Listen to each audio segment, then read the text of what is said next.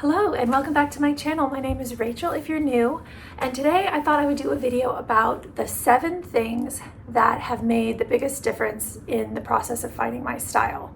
I am still very much on that journey and in that process. So if you're wanting someone who has it all figured out, that's not me. But I know personally that I find it really helpful when I just hear people talk through their process, share their thinking around style and around getting dressed in the morning and around shopping. Personally, I find so much benefit in that. So I thought that maybe you guys might be the same and it might be helpful if I shared. Yes, it does look like I'm naked, and I didn't think that one through. I'm wearing a tube top. Let me adjust. Now that I'm exactly 1 million years old, let's get started. Okay, number 1, cutting bangs. And this one is also kind of like an overarching umbrella of playing with your hair. I feel like playing with your hair is one of those things that can really make a huge difference in your personal style and in you discovering your personal style quicker. I don't know. I have had every single type of hair under the sun. I've had purple hair, I've had red hair, I've had platinum hair, I've had naturally blonde hair, I've been naturally brunette. I have had a pixie cut that I loved, I've had a pixie cut that I hated, I've done bobs, I've done long, I've done it all. I've done a lot of it. It feels like I've done it all. There's probably things I haven't done, but I have definitely not held back when it comes to playing with my hair. But for some reason, I didn't play around with bangs. I don't know. I didn't play around with bangs until about a year ago, April last year, and that has been like, it's the one. You know what I mean? You know, when you make a change, when you cut your hair in a certain way, and it's just transformative, for lack of a better word. I mean, that sounds extreme. I don't like to throw around words like transformative and life-changing and stuff like that, but just in terms like in the space of personal style, cutting bangs has made a huge difference. It makes me feel like me all the time. Even if I'm wearing a very simple outfit, something about having bangs, having my hair be a me hair, having my hair have a point of view, it's made a huge difference. It has made a huge difference. So of course bangs might not be for everyone, but I think what I would encourage you to do is to play with your hair, to get different cuts, different colors, style it in different ways. It doesn't have to cost any money. Just try different hairdos, do braids, do buns, curl it a different way, wear it straight, try the curly girl method. Just experiment with your hair, and then in the same breath, once you find what works for you, if you find that thing that is like, feels like your thing, stick with it for a good amount of time. I think that the flip side of the coin of experimenting with your hair is never stopping, never stopping that experiment, never being content, always craving that change. I mean, and that's fine. If you love it, go for it. But I think for me personally, I really had to get off that merry-go-round. So there's getting on the merry-go-round, trying all the things. And then once I realized, okay, I love my hair the most when it is its natural color, whatever that is. When it was blonde, I loved it. And now that it's brunette, I love it. Whatever hair color grows out of my head, that's what I feel the best in. So I had to get off that merry-go-round of dyeing my hair all the time. In the same way with cuts, I had a pixie cut in college. I loved it. I tried it again 2 or 3 years ago. It was horrible. And so I got off that merry-go-round, the pixie cut merry-go-round, and I cut the bangs, and I've loved it ever since. So this one might be a bit confusing, but it's a combination of try things. If you've never been someone to try things and you're feeling discontent, then don't be afraid. Hair grows back. It's not a permanent thing. And there's plenty of ways to do it without spending money as well.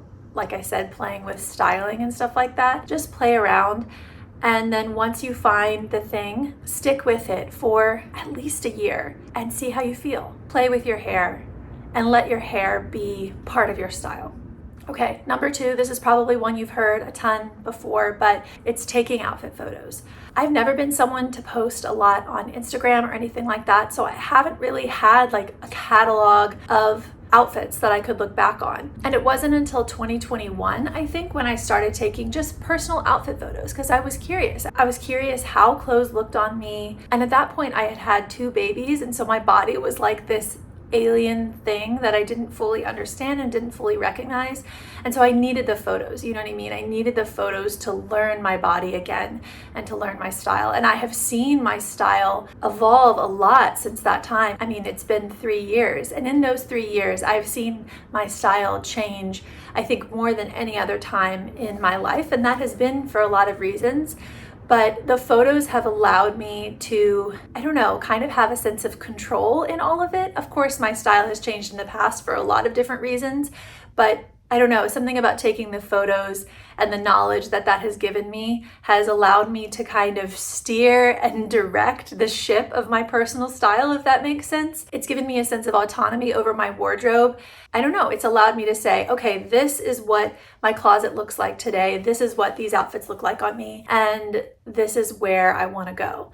And I've been able to see it kind of change slowly over time. It is one thing to look at inspiration on Pinterest, and it is an entirely different thing to see those clothes on your own body. I encourage you to take photos and to try on things. If you're curious about a certain style, go to the mall, go in store and try things on in the fitting room, or purchase things offline and try them on in the comfort of your own home and take pictures. Take pictures. I think there's a lot of styles and a lot of things that we can kind of have ideas about, like, oh, I don't wear high-waisted pants, or oh, I'm a size medium. But you don't know that. You don't know that for sure. I mean, our bodies change so much. So in my opinion, it's always worth it to try things on. And what looks good on someone in the picture might not look good on you, and vice versa. We tend to have certain ideas developed over time about what we do and don't wear, what does and doesn't look good on us. And I feel like sometimes it's worth it to challenge some of those ideas and to just try things on, take pictures. The pictures tell you so much more than the ideas in your head or like the pictures on Pinterest. You can know that you like the idea of a thing by looking on Pinterest, but you can never know how you might feel in it for yourself. And also another thing that's made a huge difference in my style is allowing size to just be a reference point. Size is not the strict little box that it presents itself to be. It's not like I am a size medium or I am a size large, and that in every store that is going to be true. Size is supposed to serve us. The size on the tag is just a general reference point. Like, my child is in first grade, but that can mean a lot of different things about their maturity, their strengths, their weaknesses, whatever. Every child in first grade is not exactly the same. It's just a way of categorizing, so we can go into a store and know generally I'm a size medium, or generally I'm a size extra large, or generally, you know what I mean? It's more about how you want the clothes to fit. So go into the store if you haven't before and try things on in many different sizes. For me personally, I've discovered over the years that I love when things are oversized. And so if I'm going in and perpetually thinking that I'm a size large, but really I would feel so much better in an extra, extra large, then the clothes aren't really serving me, right? The size really isn't serving me. It isn't doing the thing that it's meant to do. It's just a category. It's just a category. It's just a general reference. So you're not in the store flipping through a bunch of things that don't have any size on them. You know, it's a way to narrow things down. But beyond that, it's meaningless. It's totally arbitrary.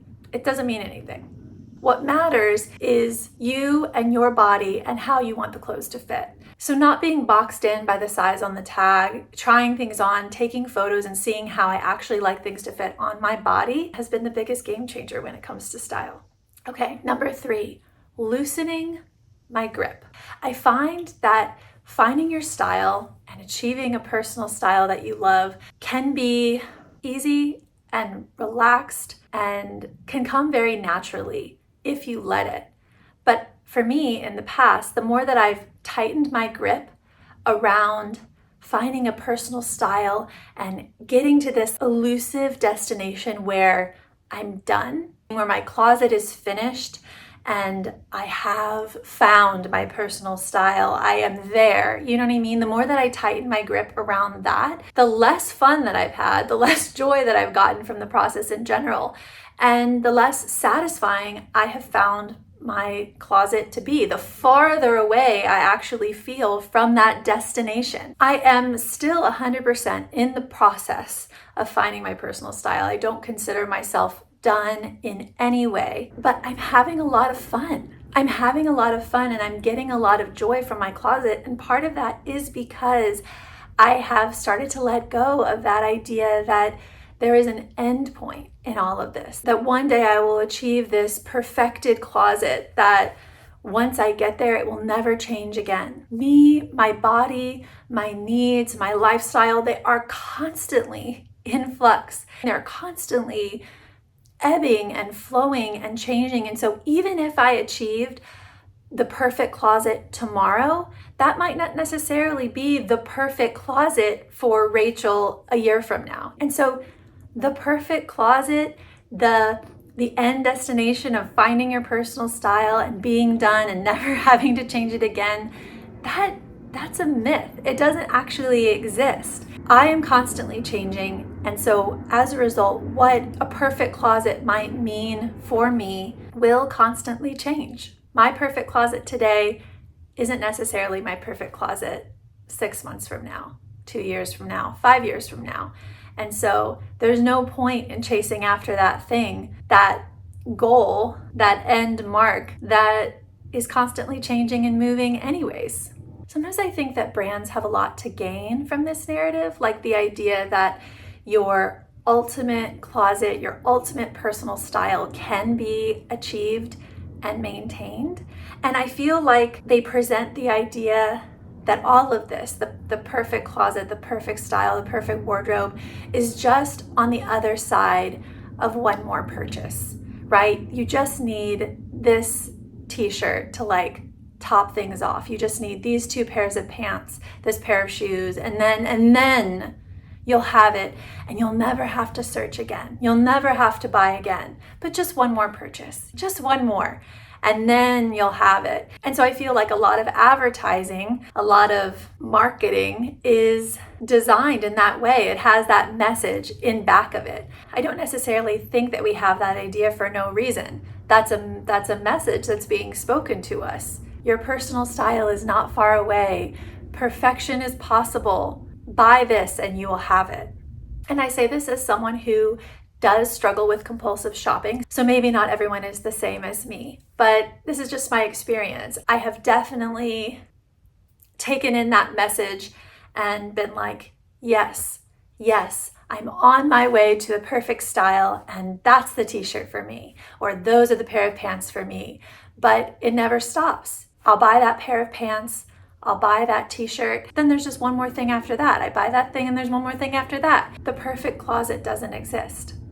The perfect closet doesn't exist. That's not what finding your personal style means. There are core pillars of your personal style that may stay true to you forever. I don't know. I'm not 70 years old yet. Maybe by the time I'm 70, all my core pillars will change. But I think that there are core things you can know about your preferences, about what you like and dislike. But at the same time, don't hold too tightly to any of it. I don't think that there's much benefit in that. I think it's so much better when we can hold it all loosely, and that makes us a little bit less amenable to that marketing narrative, a little bit less likely to overspend and be disappointed. If we can just hold it all kind of with an open hand, let it be joyful, let it be fun. Yeah, just loosen our grip a bit. Play and have fun and let your personal style come to you. My foot is asleep. My foot is asleep. Do I just let it be? Do I just let it? Do I surrender my whole leg to numbness? Or do I do something about it? Okay, so number 3 kind of feeds into number 4, which is letting go of the idea that your style is going to fit into one particular category.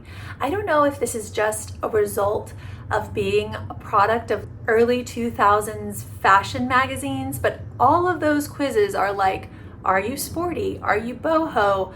Are you classic? Are you preppy? Are you grunge? There was this sense that you could take a quiz and then you would suddenly be just put into this nice little box where you could understand your style. And when you go into a store, you're like, I'm grunge. And so you would forego all the other things and that would be the end of it, right? Simple. My foot. But that's not how it works. In the same way that the achievement of your personal style is fluid, the actual essence of your style is fluid as well. We are never going to fit solidly into just one box. We will always be kind of an amalgamation of a lot of different things. Our childhoods, our past, our early influences, the movies that we've seen, the music that we like, all of that is coming together to inform our dressing, you know? And so let's say that I do enjoy bohemian elements. That's never going to be exactly like a Free People model. I am a mixture. I am a mixture of lots of different things, and there's other aspects of my style that are going to be informing my bohemianness, you know, and changing it and tweaking it just a little so it's not exactly pure. You know, it's not pure bohemian. I'm taking pieces of that I love, and they're all getting mashed together with other things that I love, and that is my style. And I think sometimes there can be a lot of cognitive dissonance that happens when you're like in a store and you see something that you love or see something online and it doesn't fit in that box that you thought that you were, and you're like, no, I'm not supposed to like that thing, or like, I'm whatever, you know, I'm preppy. and there's dissonance. There's this thing that happens in our brains when we feel so strongly about being just one thing, just fitting in one box, that when we find ourselves enjoying other aspects of other aesthetics, that it can be confusing. It can make getting dressed, it can make shopping more confusing instead of less. And I feel like all of the things that we take on in our process of developing our personal style should be with the aim of making getting dressed easier, of making shopping easier, more fun, more joyful, and not less. So for me, letting go of that idea that I was ever going to just fit into one box and it was going to be so simple to get dressed in the morning or to go shopping, just letting that go has helped a lot. There are other things that make getting dressed in the morning simple and easy, but fitting into a single style category is not one of those things. Okay, number 5, limiting inspiration and increasing application. In this day and age, in this world of the internet, I feel like there is a never-ending influx of inspiration. In the past, you kind of had to seek it out a bit, you know, on Tumblr or in fashion magazines or whatever. But now, I mean, it's everywhere. There are endless places you could go for style and fashion inspiration. And once you're there, it also is endless. It never stops. If I'm on Pinterest, I could scroll hypothetically forever and never come to the end of the pictures and the inspiration that I might have. And I feel like as a result of this, the balance of consumption and creativity, the balance between consumption and creativity, that word doesn't mean anything. Creativity. The balance between consumption and creativity. Now it just feels like I'm saying it wrong every time. The balance between consumption and creativity is off because there's so much inspiration, and so I am consuming so much in comparison to how much I am creating, to how much I am applying what I have been inspired by. And so for me personally, I have found the most joy and the most contentment when that balance of consumption and creativity comes back like a little more into alignment. When I lower my consumption a bit and increase how much I'm creating. And I haven't gotten here yet, but I feel like the ideal would be that I would create more than I would consume.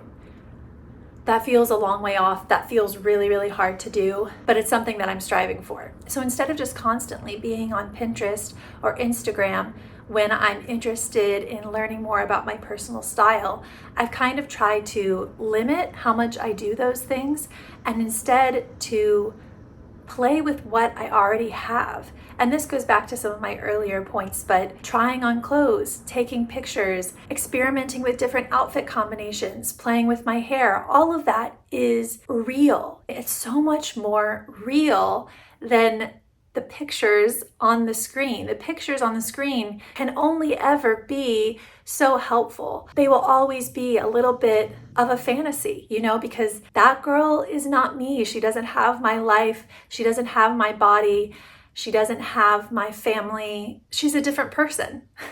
She's a different person. And so, yes, I can take inspiration from her. I can take inspiration from the pictures that I see, but contentment and actually moving forward in my personal style, I feel like happens so much faster when I'm spending more time in my own life, in my own closet, playing there, living there, experimenting and having fun there. That is where I have seen the most yield. That is where I've seen the most fruit. That's where I've seen the most benefit. Taking on thought experiments around my style, playing around with different words that might represent me. It doesn't always have to be physically trying things on or touching the clothes that you have. I mean, that stuff is good. It's incredibly helpful. It's a huge component of the creating process, but it can also be mental experiments, mentally just rolling through your closet and thinking, what would I put together with this bottom? What tops would go? Or like when you're shopping, also thinking of what you actually have. When you're thinking about adding a shirt to your wardrobe, before you even leave the dressing room, before you even check out, try and think of 5 different outfits that you could create using that shirt from the things that you already have in your closet. It's little things like that along the way where you're actually buying and dressing for who you are that can help to reveal more and more of your true preferences and your true style.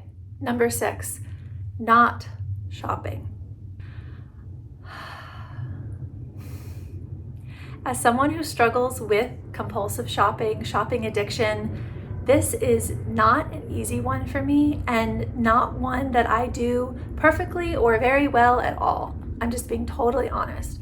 But I do know that when I do this, when I have periods of time where I don't shop, when I'm not constantly in that mindset of what do I want next, and even if I'm not purchasing at the time, I can totally be in the shopping mindset, window shopping, curating my wish list. I feel like when I set that aside for a time, just shopping behaviors, when I let that kind of go to the back seat, go to the back burner, and I allow other aspects of my life to come into the forefront, I allow myself to live as opposed to plan for the life that I want, I see a huge benefit.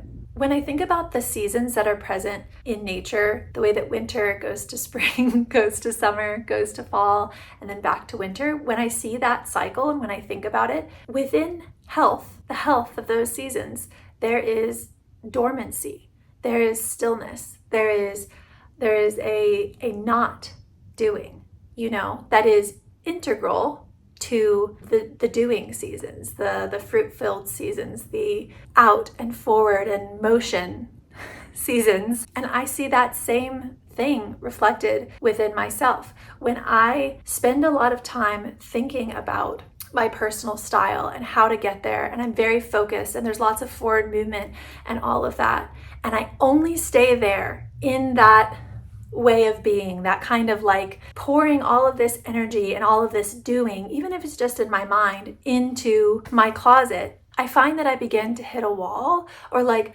joy starts to seep out of the experience overall.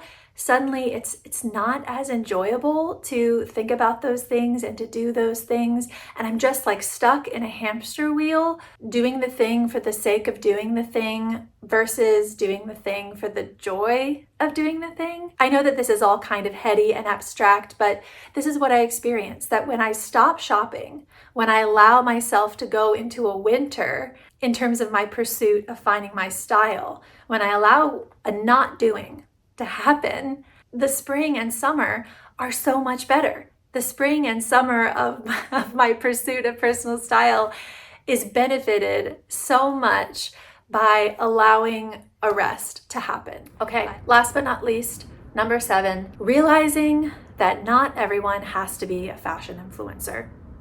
I think in the past, and by that I mean like when I was growing up, in the 90s and 2000s, we got a lot of our fashion inspo from magazines, the runway, and from celebrities, right?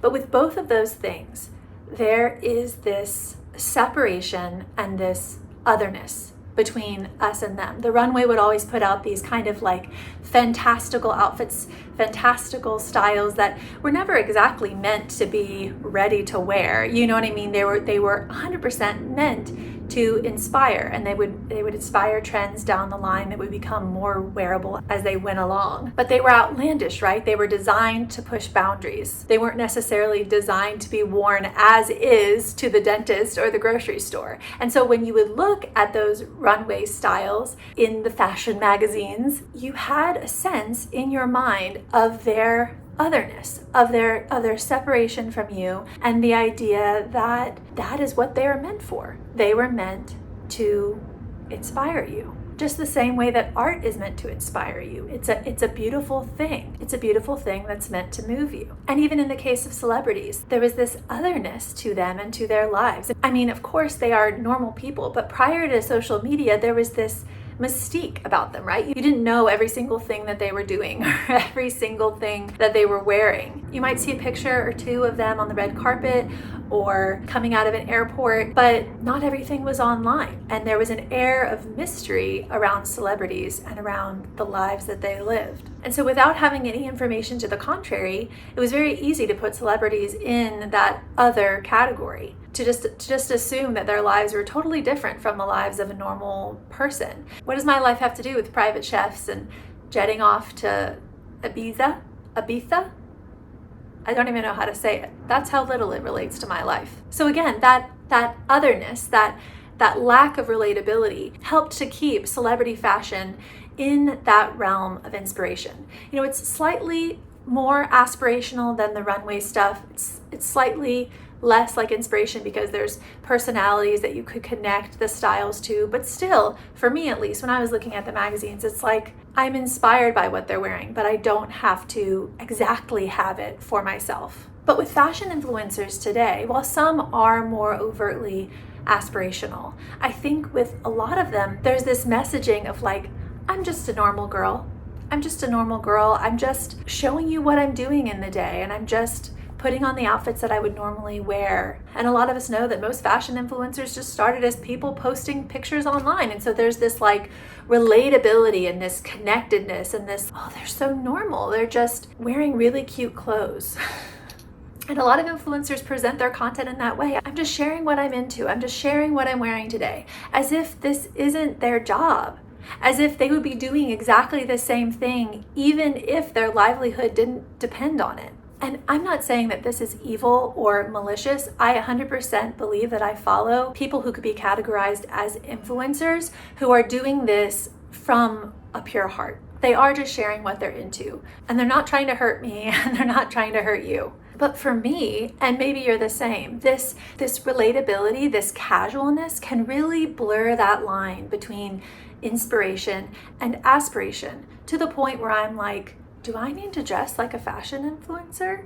In order for my style to be good, do I need to be dressing like these people online, these fashionable people online? And I think for many, many years when I thought that I was being inspired by a certain influencer, I was actually aspiring to be that influencer, to have their closet, to have their life, etc., etc., etc. Because the hidden messaging of that influencer marketing is like, the only difference between me and you is that I have this cute sweater and you don't. And you could purchase this sweater and then we'll be the same. We're the same, you and I. I just have great organization in my pantry. That is the hidden underlying message of influencer marketing. And that's why it is so effective. That's why it's so effective. It means that the chasm between you and that influencer, the difference between your life and theirs, is just a purchase. Just a purchase of that cute sweater, just a purchase of a couple of organizational things for your pantry, and bing, bam, boom, you're the same. And it wasn't until I stepped into my closet and didn't recognize it as my own.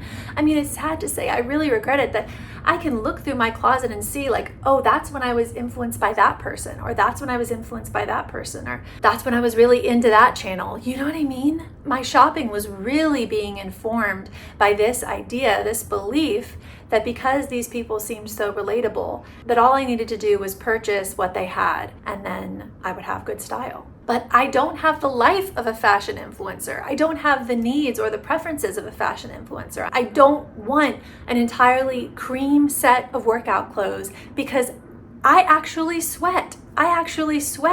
And that thing's gonna last maybe 2 or 3 workouts before it's grungy and gross and I have to replace it. And I don't have brands sending me fresh workout clothes all the time. I would have to purchase that. So no, I don't want a cream set of workout clothes. I want black. I want dark green. Give me the longevity in my clothes because I'm a real person and this is my real life. And I had to stop acting like I could somehow achieve good style by purchasing the things that these people have. I had to really come to grips with the fact that way upstream from these purchasing decisions about the cream workout set and the pantry organization system is the question of, do I actually want a cream workout set? Do I actually find that the pantry organization that I currently have isn't working for me? It's like we sidestep these real questions about, wait. Do I actually want that? Do I actually want those things?